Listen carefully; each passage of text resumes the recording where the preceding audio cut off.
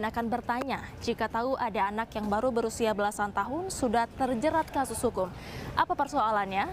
Apakah karena keretakan rumah tangga orang tua?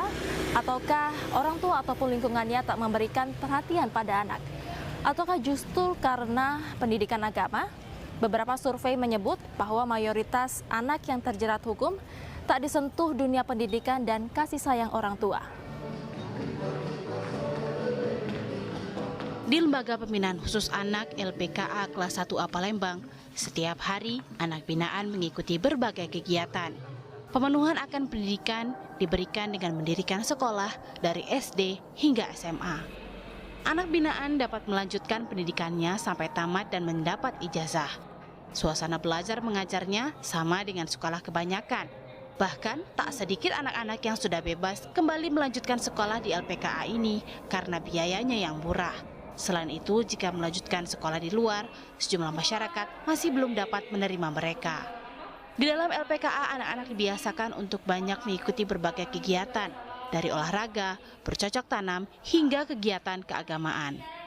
Ada banyak cerita di dalam LPKA ini. Berbagai tindak kejahatan yang dilalui anak-anak sudah menjadi masa lalu mereka.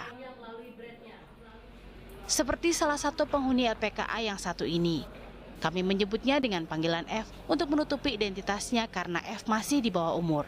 F terpaksa harus meninggalkan kehidupan bebasnya bersama keluarga untuk tinggal selama 5 tahun di dalam LPKA setelah Palu hakim memvonisnya bersalah karena kasus pembunuhan.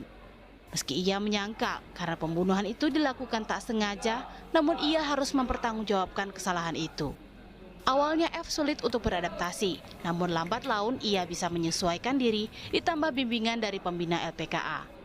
Di LPKA, F mendapat bimbingan dan pembinaan, termasuk mendapat berbagai kegiatan sekaligus mengembangkan potensi keahlian pencaksilatnya. F mampu berprestasi di cabang olahraga ini dengan mendapat medali emas saat kejuaraan Abbas Cup tingkat Palembang. Cita-citanya pun sederhana, ia hanya ingin menjadi petani karet seperti orang tuanya. Keluar dari LPKA, rencananya akan jadi apa? Pengusaha.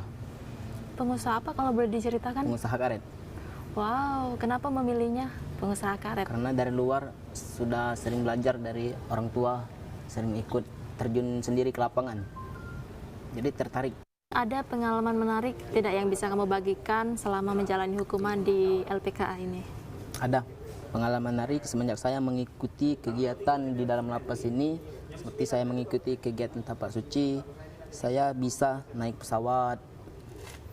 Jadi orang lebih baik dengan mengikuti berbagai kegiatan maupun perlombaan di dalam luar kota Palembang. Yang tadinya aku cuma pemuda, semenjak aku di dalam lapas belajar banyak, bisa mengikuti juara atau perebutan Piala Abbas Akbar. Saudara, sebenarnya mereka tak berkeinginan untuk masuk ke dalam lapas ini. Namun mungkin mereka dihadapkan ketidakberuntungan sehingga harus menjalankan hukuman di LPKA ini untuk menebus semua kesalahan yang mereka perbuat.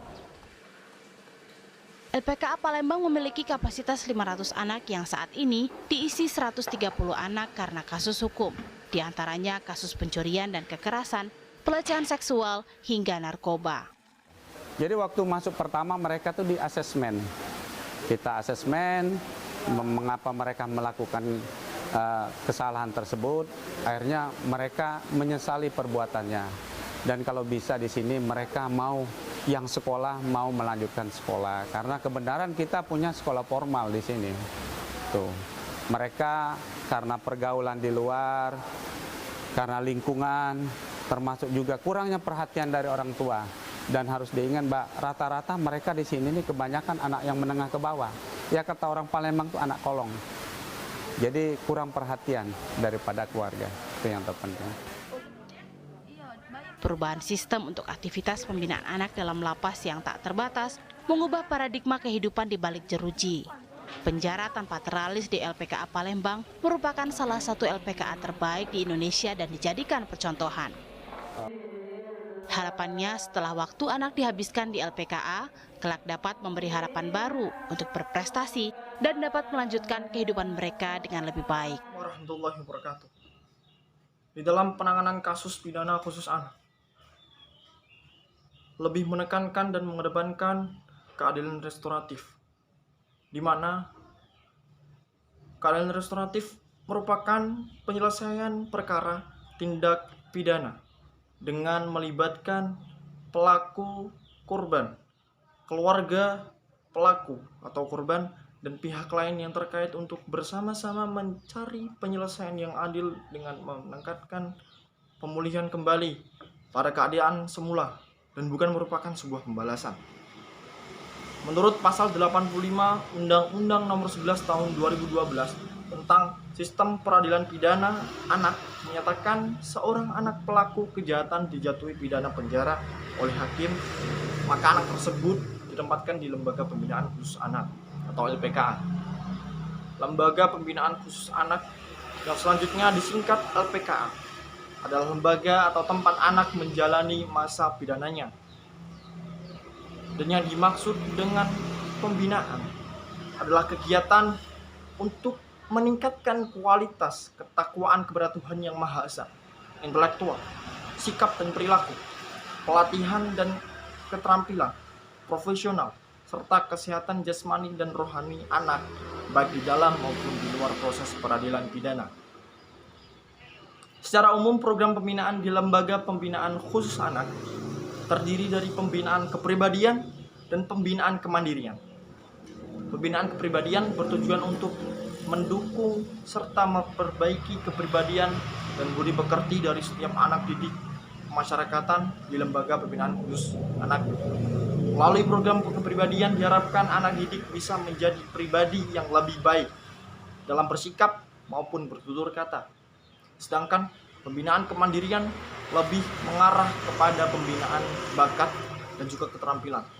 Program pembinaan kepribadian di LPKA direlasikan melalui beberapa kegiatan seperti yang ada di LPKA kelas 1 Palembang, yakni sekolah filial, kegiatan keagamaan, pramuka, literasi, seni, serta kegiatan olahraga. Pada dasarnya, setiap anak dalam proses peradilan pidana berhak memperoleh pendidikan.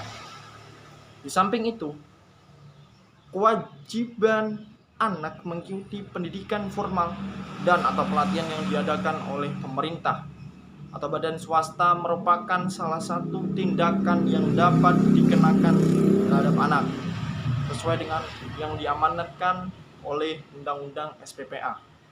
Khusus soal anak dalam LPKA, anak yang dijatuhkan pidana penjara, mereka berhak memperoleh pembinaan, pembimbingan, pengawasan, pendidikan, pendampingan, dan pelatihan serta hak lain sesuai dengan ketentuan peraturan perundang-undangan yang berlaku. Oleh karena itu, pihak LPKA wajib menyelenggarakan pendidikan, pelatihan, keterampilan, pembinaan, dan pemenuhan hak-hak lainnya sesuai dengan ketentuan peraturan perundang-undangan yang berlaku. Program pendidikan dan pembinaan ini juga diawasi oleh Balai Pemasyarakatan sesuai dengan Undang-Undang SPPA, yang dimaksud dengan mempunyai minat, perhatian, dedikasi, dan memahami masalah anak adalah memahami yang pertama, pembinaan anak yang meliputi pola asuh keluarga, pola pembinaan sopan santun, disiplin anak, serta melaksanakan pendekatan secara efektif dan simpatik. Yang kedua, pertumbuhan dan perkembangan anak. Dan yang terakhir adalah berbagai tata nilai yang hidup di masyarakat yang mempengaruhi kehidupan anak. Selain itu, hak yang diperoleh anak selama ditempatkan di LPKA diberikan sesuai dengan ketentuan dalam Undang-Undang Nomor 12 Tahun 1995 tentang Pemasyarakatan. Dalam pemberian hak tersebut tetap perlu diperhatikan pembinaan bagi anak yang bersangkutan, antara lain mengenai pertumbuhan dan perkembangan anak, baik fisik, mental, maupun sosial. Kementerian Hukum dan Hak Asasi Manusia melalui Direktorat Jenderal Pemasyarakatan atau Ditjenpas memproklamirkan 10 pembinaan anak yang tertuang dalam Piagam Arca Manik yang menjadikan dasar perlakuan terhadap anak yang berhadapan dengan hukum atau lebih dikenal dengan ABH. 10 prinsip pembinaan anak tersebut merupakan hasil perumusan konvensi terhadap perubahan sistem perlakuan terhadap anak yang berhadapan dengan hukum, yang ramah anak berbasis budi pekerti, 10 prinsip pembinaan Arca Manik berbunyi, yang pertama, anak adalah amanah Tuhan Yang Maha Esa, generasi penerus bangsa yang wajib mendapatkan kesempatan yang seluas-luasnya untuk dapat tumbuh dan berkembang secara optimal. Yang kedua, penahanan dan penjatuhan pidana penjara bagi anak merupakan upaya terakhir dan dilakukan paling singkat dengan memperhatikan kepentingan terbaik bagi anak. Dan yang ketiga, tujuan sistem pembinaan dan pembimbingan anak adalah keadilan restoratif berbasis budi pekerti.